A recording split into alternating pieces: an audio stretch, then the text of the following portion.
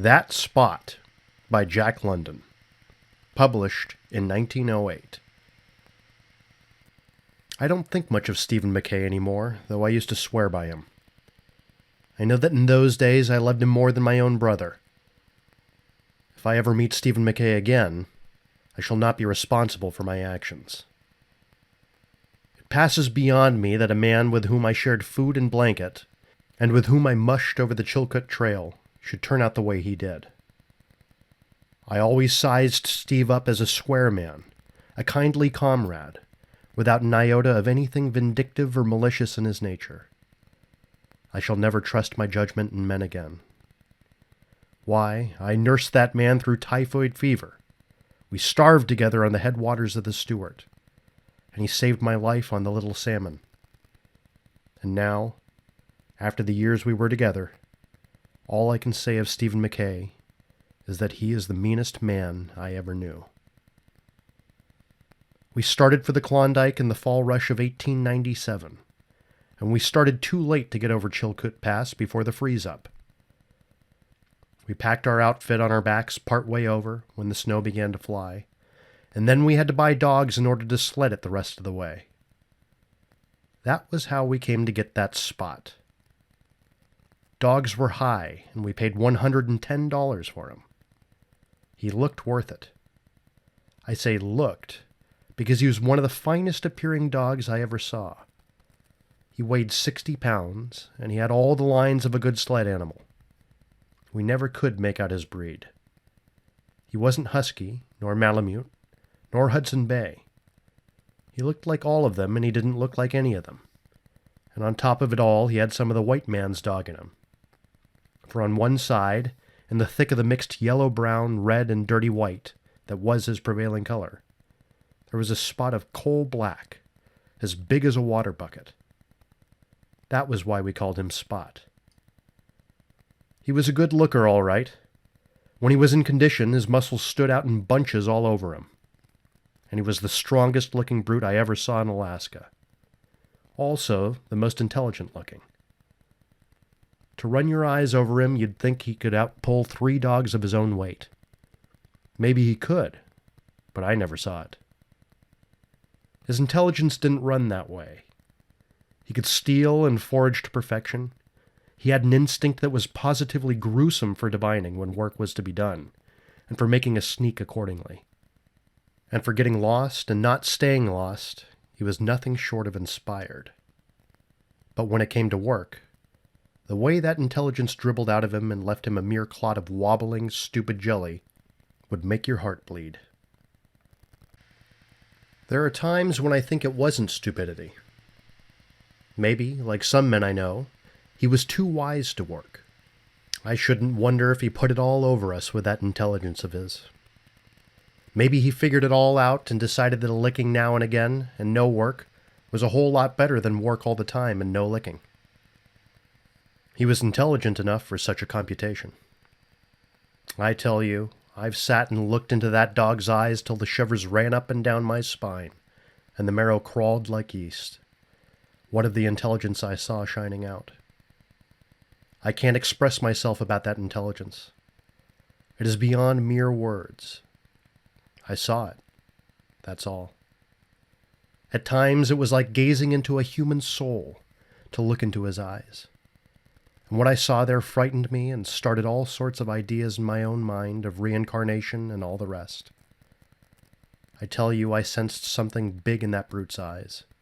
There was a message there, but I wasn't big enough myself to catch it. Whatever it was, I know I'm making a fool of myself. Whatever it was, it baffled me.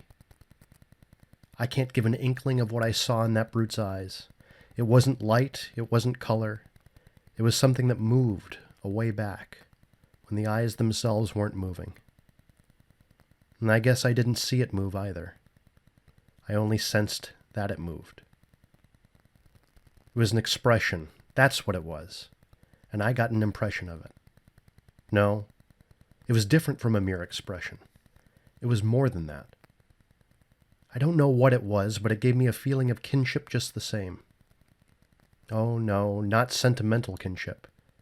It was, rather, a kinship of equality. Those eyes never pleaded like a deer's eyes. They challenged. No, it wasn't defiance. It was just a calm assumption of equality. And I don't think it was deliberate. My belief is that it was unconscious on his part. It was there because it was there, and it couldn't help shining out. No, I don't mean shine. It didn't shine. It moved. I know I'm talking rot, but if you'd looked into that animal's eyes the way I have, you'd understand. Steve was affected the same way I was. Why, I tried to kill that Spot once. He was no good for anything, and I fell down on it. I let him out into the brush, and he came along slow and unwilling. He knew what was going on. I stopped in a likely place, put my foot on the rope, and pulled my big Colt. And that dog sat down and looked at me. I tell you, he didn't plead. He just looked. And I saw all kinds of incomprehensible things moving. Yes, moving in those eyes of his. I didn't really see them move. I thought I saw them, for, as I said before, I guess I only sensed them. And I want to tell you right now that it got beyond me. It was like killing a man, a conscious, brave man, who looked calmly into your gun as much as to say, "Who's afraid?"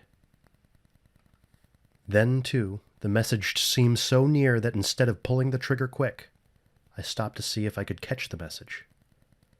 There it was, right before me, glimmering all around in those eyes of his. And then it was too late. I got scared. I was trembly all over, and my stomach generated a nervous palpitation that made me seasick. I just sat down and looked at the dog, and he looked at me, till I thought I was going crazy. Do you want to know what I did? I threw down the gun and ran back to camp with the fear of God in my heart. Steve laughed at me, but I noticed that Steve led Spot into the woods a week later for the same purpose, and that Steve came back alone, and a little later Spot drifted back too. At any rate, Spot wouldn't work. We paid $110 for him from the bottom of our sack, and he wouldn't work. He wouldn't even tighten the traces. Steve spoke to him the first time we put him in harness, and he sort of shivered. That was all. Not an ounce on the traces. He just stood still and wobbled, like so much jelly. Steve touched him with the whip. He yelped, but not an ounce. Steve touched him again, a bit harder, and he howled, the regular long wolf howl. Then Steve got mad and gave him half a dozen, and I came on the run from the tent. I told Steve he was brutal with the animal, and we had some words, the first we'd ever had. He threw the whip down in the snow and walked away mad. I picked it up and went to it. That Spot trembled and wobbled and cowered before ever I swung the lash, and with the first bite of it he howled like a lost soul. Next he lay down in the snow. I started the rest of the dogs, and they dragged him along while I threw the whip into him. He rolled over on his back and bumped along, his forelegs waving in the air, himself howling as though he was going through a sausage machine. Steve came back and laughed at me, and I apologized for what I'd said. There was no getting any work out of that Spot, and to make up for it, he was the biggest pig glutton of a dog I ever saw. On top of that, he was the cleverest thief. There was no circumventing him. Many a breakfast we went without our bacon because Spot had been there first. And it was because of him that we nearly starved to death up the Stewart. He figured out the way to break into our meat cache, and what he didn't eat, the rest of the team did. But he was impartial. He stole from everybody. He was a restless dog, always very busy snooping around or going somewhere, and there was never a camp within 5 miles that he didn't raid. The worst of it was they always came back on us to pay his board bill, which was just, being the law of the land, but it was mighty hard on us, especially that first winter on the Chilkoot, when we were busted, paying for whole hams and sides of bacon that we never ate. He could fight too, that Spot. He could do everything but work. He never pulled a pound, but he was the boss of the whole team. The way he made those dogs stand around was an education. He bullied them. There was always one or more of them fresh marked with his fangs. But he was more than a bully. He wasn't afraid of anything that walked on four legs, and I've seen him march single-handed into a strange team, without any provocation whatever, and put the kibosh on the whole outfit. Did I say he could eat? I caught him eating the whip once. That's straight. He started in at the lash, and when I caught him, he was down to the handle and still going. But he was a good looker. At the end of the first week, we sold him for $75 to the mounted police.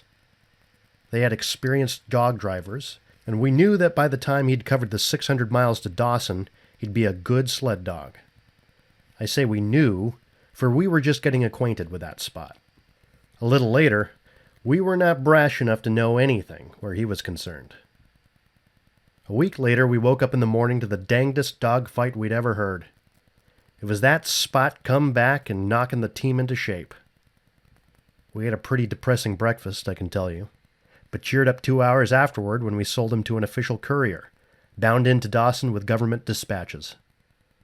That Spot was only 3 days in coming back and, as usual, celebrated his arrival with a roughhouse. We spent the winter and spring, after our own outfit was across the pass, freighting other people's outfits, and we made a fat stake. Also, we made money out of Spot. If we sold him once, we sold him 20 times. He always came back and no one asked for their money. We didn't want the money. We'd have paid handsomely for any one to take him off our hands for keeps. We had to get rid of him, and we couldn't give him away, for that would have been suspicious. But he was such a fine looker that we never had any difficulty in selling him. Unbroke, we'd say, and they'd pay any old price for him. We sold him as low as $25, and once we got $150 for him.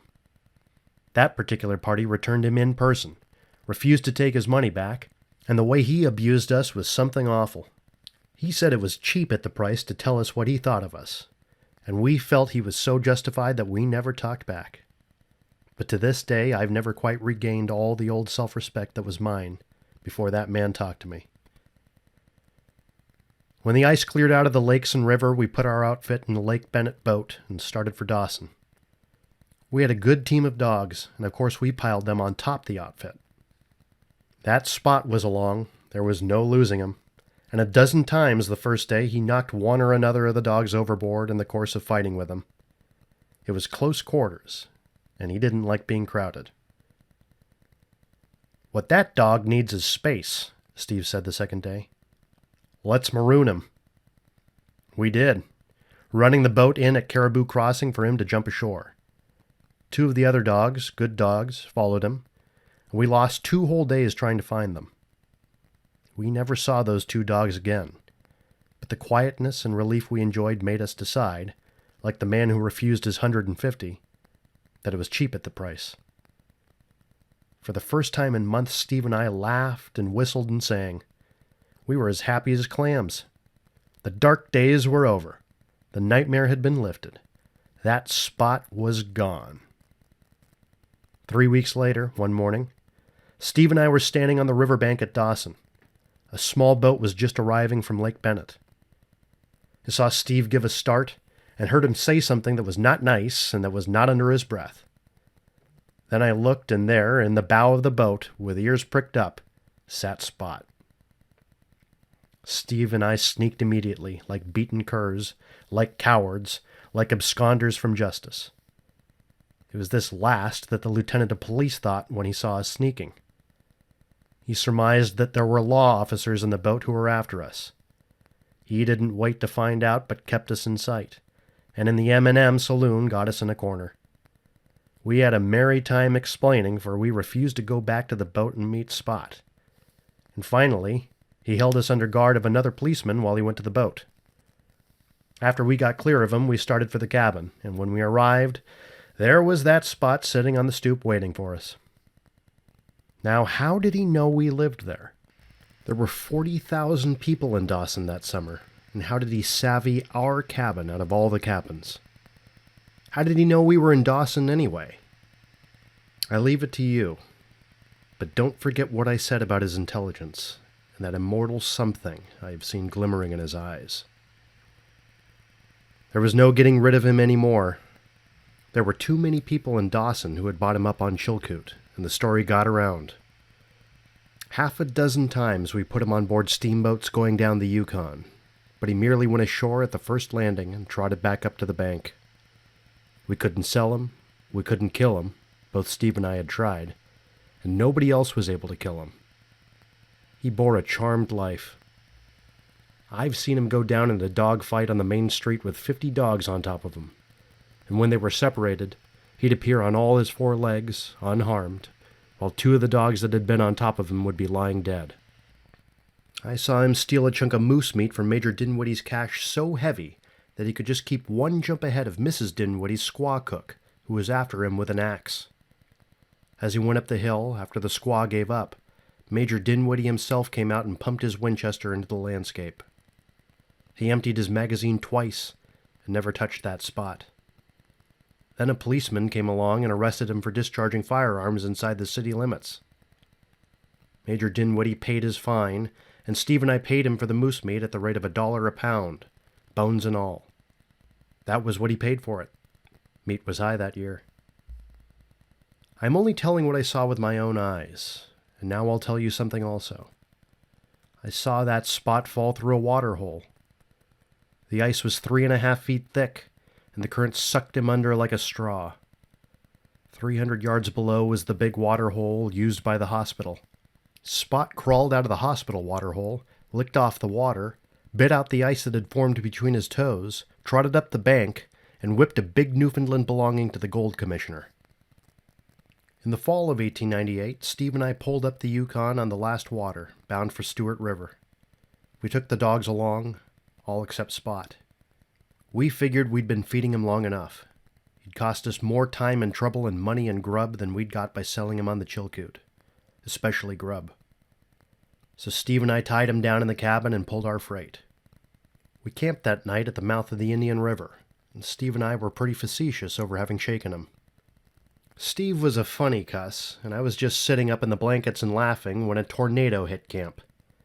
The way that Spot walked into those dogs and gave them what for was hair-raising. Now, how did he get loose? It's up to you. I haven't any theory. And how did he get across the Klondike River? That's another facer. And anyway, how did he know we had gone up the Yukon? You see, we went by water, and he couldn't smell our tracks. Steve and I began to get superstitious about that dog. He got on our nerves, too. And, between you and me, we were just a mite afraid of him. The freeze-up came on when we were at the mouth of Henderson Creek, and we traded him off for 2 sacks of flour to an outfit that was bound up White River after copper. Now that whole outfit was lost.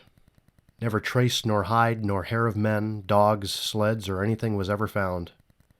They dropped clean out of sight. It became one of the mysteries of the country. Steve and I plugged away up the Stewart, and 6 weeks afterward, that Spot crawled into camp. He was a perambulating skeleton and could just drag along, but he got there. And what I want to know is, who told him we were up the Stewart? We could have gone 1,000 other places. How did he know? You tell me, and I'll tell you. No losing him. At the Mayo, he started a row with an Indian dog. The buck who owned the dog took a swing at Spot with an axe, missed him, and killed his own dog. Talk about magic and turning bullets aside. I, for one, considered it a blamed sight harder to turn an axe aside with a big buck at the other end of it. And I saw him do it with my own eyes. That buck didn't want to kill his own dog. You've got to show me. I told you about Spot breaking into our meat cache. It was nearly the death of us. There wasn't any more meat to be killed, and meat was all we had to live on. The moose had gone back several hundred miles, and the Indians with them. There we were. Spring was on, and we had to wait for the river to break. We got pretty thin before we decided to eat the dogs, and we decided to eat Spot first. Do you know what that dog did? He sneaked. Now, how did he know our minds were made up to eat him? We sat up nights laying for him, but he never came back, and we ate the other dogs. We ate the whole team. And now for the sequel. You know what it is when a big river breaks up and a few billion tons of ice go out, jamming and milling and grinding? Just in the thick of it, when the Stewart went out, rumbling and roaring, we sighted Spot out in the middle. He'd got caught as he was trying to cross up above somewhere. Steve and I yelled and shouted and ran up and down the bank, tossing our hats in the air. Sometimes we'd stop and hug each other. We were that boisterous, for we saw Spot's finish. He didn't have a chance in a million. He didn't have a chance at all. After the ice run, we got into a canoe and paddled down to the Yukon, and down the Yukon to Dawson, stopping to feed up for a week at the cabins at the mouth of Henderson Creek. And as we came into the bank at Dawson, there sat that Spot, waiting for us, his ears pricked up, his tail wagging, his mouth smiling, extending a hearty welcome to us. Now, how did he get out of that ice? How did he know we were coming to Dawson, to the very hour and minute, to be out there on the bank waiting for us? The more I think of that Spot, the more I am convinced that there are things in this world that go beyond science. On no scientific grounds can that Spot be explained. It's psychic phenomena, or mysticism, or something of that sort, I guess, with a lot of theosophy thrown in. The Klondike is a good country. I might have been there yet and become a millionaire if it hadn't been for Spot. He got on my nerves. I stood him for 2 years altogether, and then I guess my stamina broke. It was the summer of 1899 when I pulled out. I didn't say anything to Steve, I just sneaked. But I fixed it up all right. I wrote Steve a note and enclosed a package of rough-on rats, telling him what to do with it. I was worn down to skin and bone by that Spot, and I was that nervous that I'd jump and look around when there wasn't anybody within hailing distance. But it was astonishing the way I recuperated when I got quit of him.